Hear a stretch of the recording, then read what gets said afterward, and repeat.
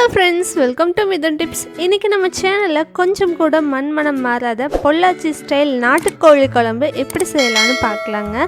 அதுக்கு முன்னாடி நம்ம சேனலை இன்னும் நீங்க சப்ஸ்கிரைப் பண்ணலனா மறக்காம கீழ இருக்க ரெட் பட்டன் பிரஸ் பண்ணிக்கோங்க. அப்படியே பக்கத்துல இருக்க பெல் ஐகானை மறக்காம பிரஸ் பண்ணுங்க. அப்பதான் நான் சேனல்ல போடுற எல்லா வீடியோஸோட நோட்டிஃபிகேஷன்ஸும் உங்களுக்கு வரும். நீங்களும் மிஸ் பண்ணாம பார்க்கலாம். இந்த குழம்பு செய்கிறதுக்கு பார்த்திங்கன்னா நாங்கள் மிளகா சிலை வாட்டி வைக்கிறது அப்படின்னு சொல்லுவோம். அதாவது மிளகா, அதுக்கப்புறம் மல்லி, சீரகம், வெங்காயம் இதெல்லாம் வந்துட்டு தனியாக வறுத்து எடுத்து அதுக்கப்புறமா அரைச்சி செய்கிறது. ஸோ அதுக்கு முதல்ல நம்ம எண்ணெய் கொஞ்சமாக விட்டுட்டு அதில் ஒரு 20 மிளகாய் போல் நான் எடுத்திருக்கேன். இதை நல்லா வறுத்து எடுத்துக்கலாம். இந்த 20 மிளகாய் வந்துட்டு 1.25 கிலோ அளவுக்கான நாட்டுக்கோழிக்கு நான் வந்துட்டு இந்த அளவுக்கு மிளகாய் எடுத்திருக்கேன். நீங்கள் உங்கள் காரத்துக்கு தகுந்த மாதிரி உங்களோட சிக்கனோட அளவுக்கு தகுந்த மாதிரி மிளகாய் எடுத்துக்கோங்க. இப்போ பார்த்தீங்கன்னா மிளகாய் நல்லா வறுப்பட்டுருச்சு, ரொம்ப கருகிடாமல் அதே சமயம் வறுப்பட்டும் இருக்கணும். அந்த ஸ்டேஜில் நம்ம இது இன்னொரு பிளேட்டில் ட்ரான்ஸ்ஃபர் பண்ணி வச்சுக்கலாம். அதுலேயே மிச்சம் இருக்க எண்ணெயில் 2.5 டேபிள் ஸ்பூன் அளவுக்கு சீரகம் சேர்த்திடலாம். சீரகமும் அதே போல் கரிஞ்சிடாமல் பார்த்துக்கோங்க. அதனுடைய வாசனை வந்துட்டு மாறிடக்கூடாது. நல்லா அந்த மணம் வரும் இல்லையா, வறுபட்டதுமே அந்த மணம் வந்த உடனேவே நம்ம இது தனியாக இன்னொரு பாத்திரத்தில் ட்ரான்ஸ்ஃபர் பண்ணி வச்சுக்கலாம். அதாவது மிளகாய் எடுத்து வச்சுருந்தோம் இல்லையா, அதே பாத்திரத்தில் இந்த சீரகத்தையும் எடுத்து வச்சிடலாம்.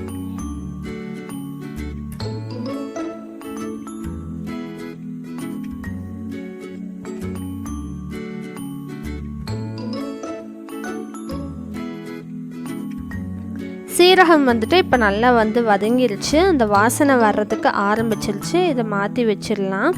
அடுத்தது அதே வாணலியில் சின்ன வெங்காயம் வந்துட்டு 1/2 கிலோலேருந்து 600 கிராம் வரைக்கும் வந்துட்டு நம்ம எடுத்துக்கலாம். அதையும் நல்லா வந்துட்டு கொஞ்சம் எண்ணெய் சேர்த்து விட்டு வதக்கி எடுத்துக்கலாம். அதாவது 1.25 கிலோ அளவிலான நாட்டுக்கோழிக்கு 500லேருந்து 600 கிராம் அளவுக்கு வந்துட்டு சின்ன வெங்காயம் சேர்த்திக்கலாம். நம்ம சின்ன வெங்காயம் சேர்த்திக்கிற அளவுக்கு அந்த குழம்புல சுவை வந்துட்டு கூடுதலாகவே இருக்கும். கொஞ்சம் எண்ணெய் அதிகமாக விட்டால் தான் உங்களுக்கு சீக்கிரம் வதங்கும், நல்ல வாசனையும் சூப்பராக இருக்கும். இன்றைக்கி நாட்டுக்கோழி குழம்பு பார்த்திங்கன்னா நாங்கள் கடலை எண்ணெயில் செஞ்சுருக்குறோம். ரொம்ப மணமாக ரொம்ப சுவையாக சூப்பராக இருக்கும்.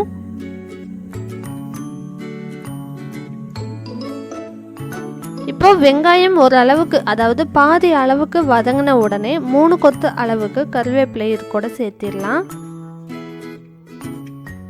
இதையும் சேர்த்துட்டு நல்லா வதக்கி விட்டுறலாம். நல்ல கோல்டன் ப்ரௌன் கலர் வர்ற வரைக்கும் நல்லா வதக்கி விட்டுக்கலாம்.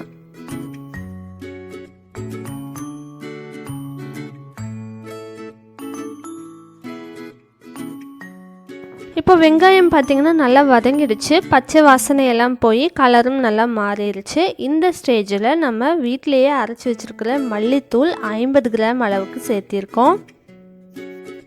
வீட்டிலையே மல்லித்தூள் எப்படி செய்யலாம்னு பார்த்தீங்கன்னா, வெறும் வாணலியில் நல்லா சூடுபடுத்திட்டு அதுக்கப்புறமா வரமல்லி இருக்கு இல்லையா, உங்களுக்கு தேவையான அளவுக்கு மல்லியை நல்லா வாசனை வர்ற அளவுக்கு வறுத்து எடுத்துட்டு அதுக்கப்புறம் ஆற வச்சு மிக்ஸி ஜாரில் அரைச்சி எடுத்து ஒரு கண்டெய்னரில் ஸ்டோர் பண்ணி வச்சுக்கோங்க. நம்ம தேவைப்படும் போது நம்ம அந்த மாதிரி யூஸ் பண்ணிக்கலாம். குக்கிங்க்கு ஈஸியாக வந்துட்டு பிளெண்ட் ஆயிரும். உங்களுக்கு வந்துட்டு கொஞ்சம் திப்பியாக இருக்கும் இல்லையா அரைச்சி எடுக்கும்போது. ஒரு சில மிக்ஸி ஜாரில் பார்த்திங்கன்னா மல்லி நல்லா வந்துட்டு அரைப்படாது. அதுக்காக தான் நம்ம வந்துட்டு ஏற்கனவே அரைச்சி ஸ்டோர் பண்ணி வச்சுருக்கிற மல்லித்தூள் வந்துட்டு இதில் 50 கிராம் அளவுக்கு சேர்த்திருக்கோம். இப்போ இதுவும் பார்த்திங்கன்னா நல்லா அந்த வாசனை வரணும், கரிஞ்சிடக்கூடாது. மணம் பார்த்திங்கன்னா உங்களுக்கு நல்லா வறுபட்டதும் மணம் கிடைக்கும். அந்த ஸ்டேஜில் அடுப்பை ஆஃப் பண்ணிடுங்க. நம்ம ஏற்கனவே சீரகம், வரமிளகாய் வந்துட்டு எண்ணெயில் வதக்கி எடுத்து வச்சுருக்குறோம் இல்லையா, அதில் 1 டீஸ்பூன் அளவுக்கு மஞ்சள் தூள் சேர்த்திக்கலாம். அது கூடவே இஞ்சி, பூண்டு இதெல்லாம் சேர்த்திடலாம். நல்ல பெரிய பல்லு 7 பல்லு பூண்டு, அதுக்கப்புறம் 3 இன்ச்சு சைஸுக்கு இஞ்சி எடுத்துக்கலாம்.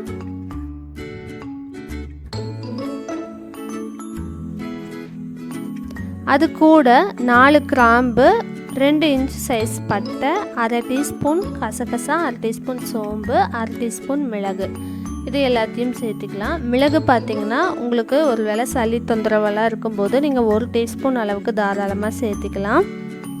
இப்போது இதை மசாலா வந்துட்டு தனியாக அரைச்சி எடுத்துக்கலாம்.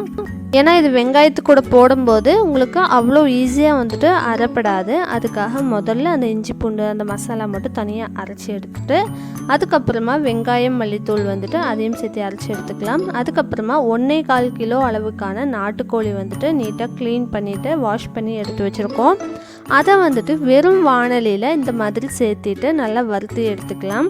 அதாவது இதனுடைய கலர் பார்த்திங்கன்னா நல்லா ஒயிட்டாக சேஞ்ச் ஆகிடும். நல்லா பார்த்திங்கன்னா உங்களுக்கு சுருண்டு கிடைக்கும். அது வரைக்கும் நல்லா வறுத்து எடுத்துக்கலாம். இப்படி வறுத்து எடுக்கும்போது உங்களுக்கு குழம்புல எந்த ரா ஸ்மெல்லும் இருக்காது. ஸோ வந்துட்டு ஏற்கனவே எண்ணெய் எதுவும் விட தேவையில்லை. நம்ம வெறும் வாணலியில் வறுத்தாலே நல்லாயிருக்கும்.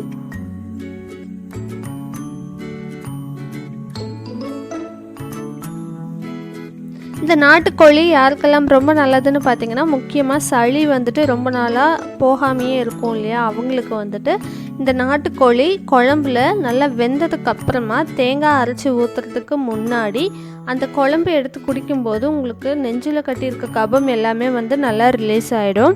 அதே போல் குழந்தை பிறந்திருக்கிறவங்களுக்கு தாய்ப்பால் கொடுக்குறவங்க வந்துட்டு வாரத்தில் ஒரு முறையாவது இந்த நாட்டுக்கோழி வந்துட்டு சமைச்சு சாப்பிடும்போது ரொம்பவே உடம்புக்கு நல்லது.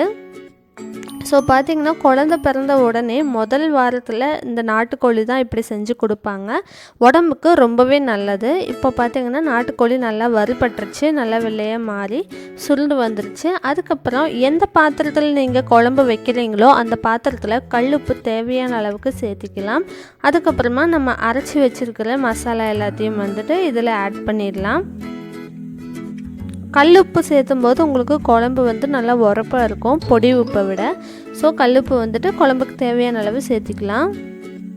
அதுக்கப்புறம் நம்ம அரைச்சி வச்சுருக்கிற வெங்காயம், இஞ்சி பூண்டு, அந்த மசாலா ஐட்டம்ஸ் எல்லாமே வந்துட்டு இதில் சேர்த்திக்கலாம். அடுப்பில் வைக்கிறதுக்கு முன்னாடியே நாங்கள் வந்துட்டு இந்த மாதிரி முதல்ல கலந்து விட்டுட்டு அதுக்கப்புறம் தான் அடுப்பில் வைப்போம்.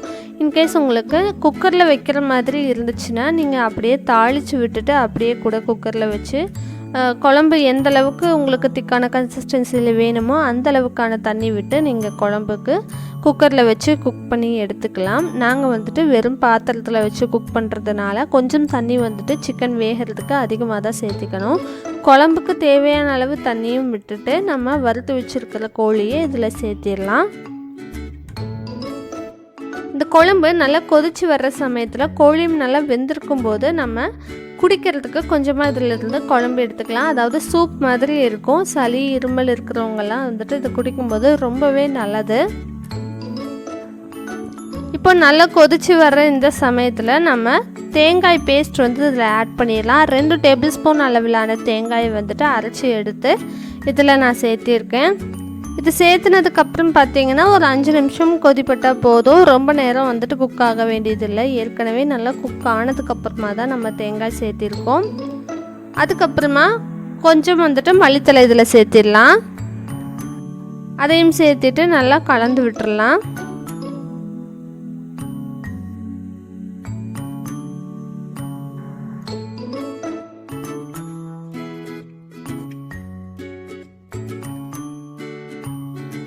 கடைசியாக நம்ம இந்த குழம்புக்கு வந்துட்டு தாளிப்பு சேர்த்திடலாம். ஒரு வாணலியில் எண்ணெய் வந்துட்டு கொஞ்சமாக சேர்த்திக்கோங்க. இது நல்லா சூடானதுக்கப்புறமா கடுகு 1 டீஸ்பூன் சேர்த்திடலாம்.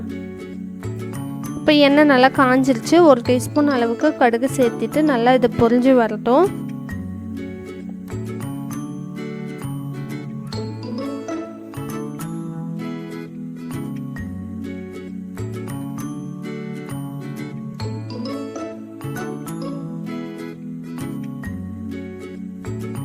இப்போது கடுகு நல்லா பொரிஞ்சிருச்சு. இந்த நேரத்தில் ஒரு 10 சின்ன வெங்காயம் வந்துட்டு நல்லா பொடியை நறுக்குனது எண்ணெயில் சேர்த்திக்கலாம். அது கூடவே 2 கொத்து அளவுக்கு கருவேப்பிலையும் சேர்த்திட்டு வெங்காயம் நல்லா பொன்னிறமாக வர்ற வரைக்கும் வதக்கி எடுத்துக்கலாம். இப்போ பார்த்தீங்கன்னா நல்லா கோழியும் வெந்திருக்கு, குழம்பும் நல்லா ரொம்ப வாசனையாக இருக்கும். இந்த நேரத்தில் நம்ம வதக்கிட்டுருக்க இந்த சின்ன வெங்காயம் தாளிப்பு வந்து இதில் ஆட் பண்ணிக்கலாம். இது கூட சேர்த்திட்டு நல்லா ஒரு முறை கலந்து விட்டுட்டு நம்ம அடுப்பிலிருந்து குழம்பை இறக்கிடலாம். ரொம்ப ரொம்ப சுவையாக இருக்கும். இது பார்த்திங்கன்னா அப்படியே நம்ம பாரம்பரிய சுவையில் மண்மனம் மாறாமல் ரொம்ப டேஸ்டியாக இருக்கும். நம்ம ஆட்டுக்கல்ல அரைச்சி செய்யும்போது இன்னுமே கூடுதலான சுவையாக இருக்கும். இட்லி, தோசை, சப்பாத்தி, சாதம் இப்படி எல்லாத்துக்குமே ரொம்ப நல்ல காம்பினேஷனாக இருக்கும். கண்டிப்பாக உங்கள் வீட்டில் ட்ரை பண்ணி பாருங்கள். எப்படி இருந்துச்சுன்னு சொல்லி கீழே கமெண்ட் பண்ணுங்கள். இந்த ரெசிபி உங்களுக்கு பிடிச்சிருந்தா ஃப்ரெண்ட்ஸ் அண்ட் ஃபேமிலிக்கும் ஷேர் பண்ணுங்கள். தேங்க்ஸ் ஃபார் வாட்சிங்.